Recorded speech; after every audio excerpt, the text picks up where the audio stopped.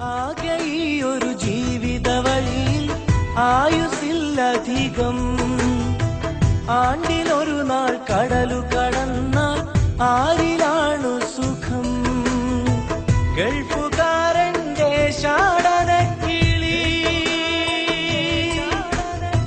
ഗതിയറിഞ്ഞാൽ കരയും ഇണക്കി. എല്ലാം എപ്പോഴാ വന്നേ? ഞാൻ എപ്പോഴാ പോന്നേ? തുടരാമിനിയും സൽക്കർമ്മവുമായി സഹായിയായി തണലായി ഉരുകും മനസ്സിൽ ഉണർവേകാനായി ദുആ കരോ ബദലായി.